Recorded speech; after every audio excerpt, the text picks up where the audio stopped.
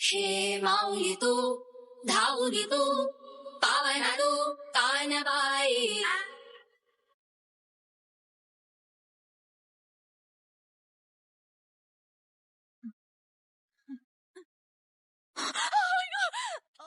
त्या तीनपाट बाईशी बोलत होतीस ना तू आता?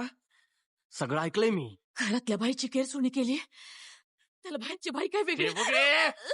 हे बघ, त्या निळ्या साड्यावाल्या बाईने तुला बोलायला शिकवलं ना सगळं. तू हा विचार करू नकोस की तू पोटूशी म्हणून वाचून जाशील. सोडणार नाहीये मी तुला. इथेच कापून गाठ टाकलं तुला. लक्षात ठेव. आणि तुझं जे काय होईल ना ते इथंच होईल. परत दवाखान्यात गेलीस तर मुली आणशील घरात. आणि मला मुलगा पाहिजे.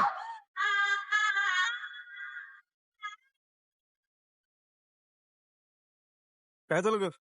चेहरा का उतरलाय? नाही, काय नाही.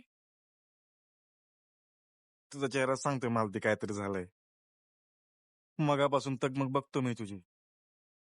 सांगून तर बघ, झाली तर मदतच करून तुझी.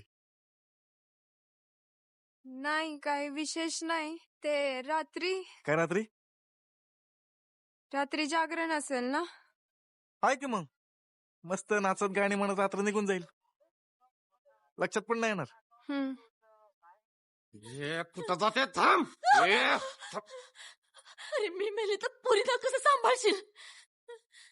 गाईची वासरं बी घरात वाटतात. लय निर्दय माणूस असते तू.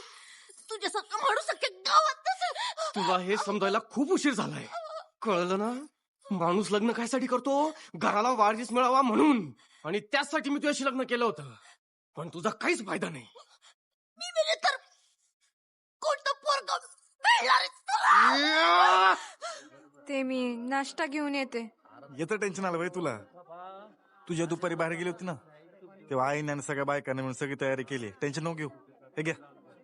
नाही, ते रात्री कर आराम कर.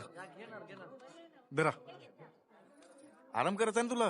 मग विचारासारखं काय? कर आराम कर. नाही, हॉस्पिटलला जायचं होतं. काय झालं? कोणाला घेऊन जायचं? ते एका बाईला न्यायचंय. माझं आशा सेविकेचं शेवटचं काम आहे. चल माझ्या बरोबर चल.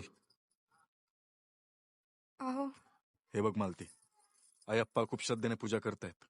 तुला माहितीये, तू रात्रभर पूजेला बसू शकत नाही, मी समजू शकतो. पण तू डायरेक्ट गावाबाहेर जाणार असशील तर गावाल्यांचे 50 प्रश्न उभे राहतील. काय उत्तर देऊ मी सगळ्यांना? आणि रात्री काय जायचंय तुला? उद्या सकाळी लवकर उठ आणि जा.